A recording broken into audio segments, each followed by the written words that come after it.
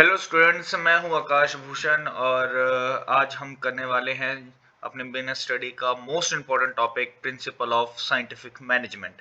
देखिए, इसमें scientific management में सबसे पहले तो किस चीज़ के ऊपर फोकस किया गया है, तो रूल ऑफ थंब के ऊपर। ठीक है, रूल ऑफ थंब जो है मोस्ट इम्पॉर्टेंट है। इसमें इसमें कहा गया कि जो फादर है टेलर यहाँ पे, तो इनका मानना है क्या है कि भाई किसी भी काम को करने के लिए कोई हिट एंड ट्रायल मेथड नहीं होना चाहिए। हिट एंड ट्रायल मेथड में क्या होगा कि एरर्स ज़्यादा हो सकते हैं, ठीक है, जिसकी वजह से क्या है कि वो अच्छे से काम नहीं कर पाएगा। मान लो कोई भी काम आप करते हो, तुक्के से कोई काम हो गया, आपका कोई भी हिट एंड ट्रायल लग गया, ठीक है, जिसके कारण काम तो हो गया बट उसके पीछे कोई स्पेसिफिक रीजन नहीं है जिसके कारण वही सेम काम आप दोबारा कर पाओ। तो इसी चीज में हम देखेंगे कि टेलर, जो कि फादर ऑफ साइंटिफिक मैनेजमेंट भी कहे जाते हैं, ठीक है, और इन्होंने क्या कहा है इस के बारे में, और हम रूल ऑफ थंब को ओपोज करके एक साइंटिफिक वे लेके आएंगे जो काम करने का एक सही तरीका होगा।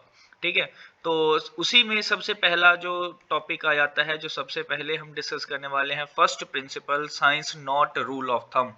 ये एक साइंस है, कोई रूल ऑफ थंब नहीं है, किसी भी तरीके के हिट एंड ट्रायल मेथड नहीं है। इसके पीछे कोई ना कोई साइंस छुपी हुई है। और साइंस किसके साथ जुड़ी होती है, तो साइंस जुड़ी होती है कॉज एंड इफेक्ट रिलेशनशिप के साथ।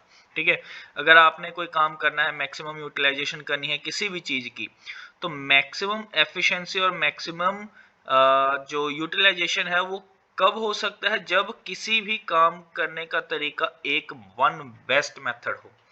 तो टेलर इसी चीज में बिलीव करते हैं कि कोई भी काम है, जितने मर्जी काम है, बट उसको काम करने का जो तरीका है वो एक ही बेस्ट तरीका है। उस तरीकों को ढूंढो और उस तरीके के अकॉर्डिंग काम करो, और तब जाके आप क्या कर पाओगे, अपनी एफिशिएंसी को बढ़ा पाओगे, ज़्यादा से ज़्यादा काम कर पाओगे विद मिनिमम टाइम और मिनिमम वेस्टेज के साथ। ठीक है, तो इन सभी चीज़ों में यही बोला गया है कि जितनी भी चीज़ें आप जो भी प्रोडक्शन करना चाहते हो, तो आप इस तरीके से काम करो कि आपका मैक्सिमम यूटिलाइजेशन हो, और उसके साथ साथ वन बेस्ट वे क्या है उसको सबसे पहले आप ढूंढ लो कि आपका क्या तरीका होना चाहिए। सेकंड जो प्रिंसिपल कहा गया है, हार्मोनी नॉट डिस्कॉर्ड। ठीक है, तो इसमें क्या है कि कहते हैं हार्मोनी का मतलब होता है पीस, कि पीसफुली काम करना है, लड़ाई झगड़ा नहीं करना।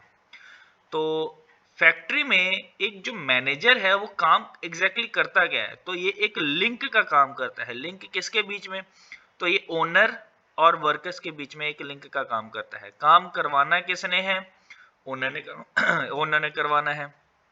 काम करना किसने है, तो वर्कर्स ने काम करना है। इसलिए एक लिंक का काम करता है, क्योंकि सीधी सी बात है, जो ओनर होगा उसको क्या चाहिए कि कम से कम में काम ज्यादा हो जाए। ठीक है, कम से कम कॉस्ट में काम ज्यादा हो जाए। और वर्कर को क्या चाहिए कि ज्यादा से ज्यादा बोनस।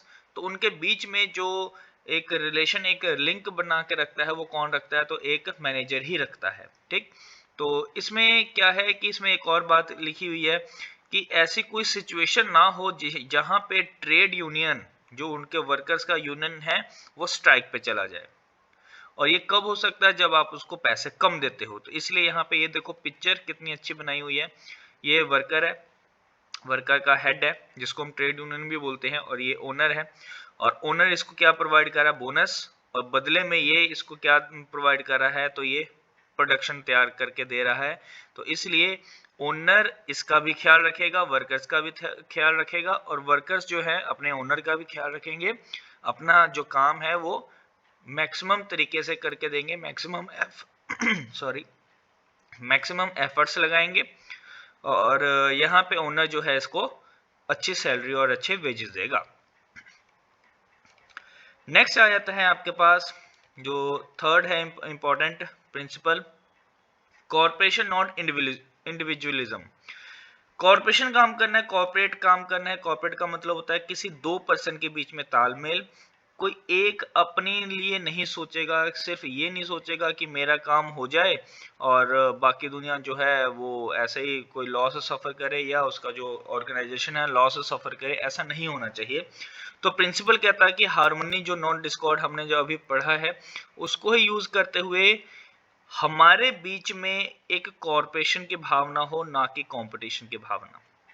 आजकल अगर आप देखोगे तो हर जगह पे कंपटीशन की भावना ज़्यादा हो गई है, चाहे आप एक ही जगह पे काम कर रहे हो, एक ही इंस्टीट्यूशन के लिए काम कर रहे हो या किसी कंपनी के लिए काम कर रहे हो, तो जेलिसी की भावना बहुत ज़्यादा हो चुकी है।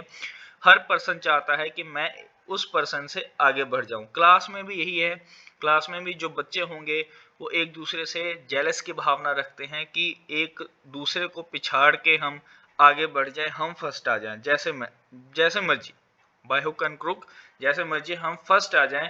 तो यहाँ पे कंपटीशन की भावना आ गई, ना कि यहाँ पे कॉर्पोरेशन की।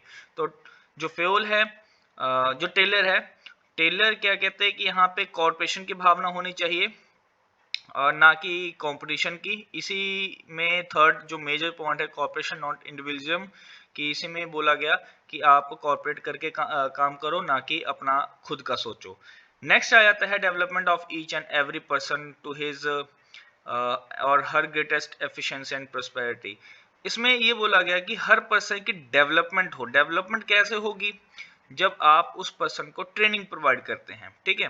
तो ट्रेनिंग यहाँ पे मेन इंपॉर्टेंट एलिमेंट आ जाता है। वर्कर की ट्रेनिंग जरूरी है। जिस पर्सन को कुछ काम ना आए या नई कोई चीज आ जाए तो उसके लिए ट्रेनिंग जरूरी है। जैसे कि जब वर्कर्स हाथ से काम करते थे तो उसके बाद लैपटॉप या कंप्यूटर का जमाना आया, तो उन सभी लैपटॉप और कंप्यूटर को चलाने के लिए शायद उस टाइप के पर्सन ना हो उस टाइम पे।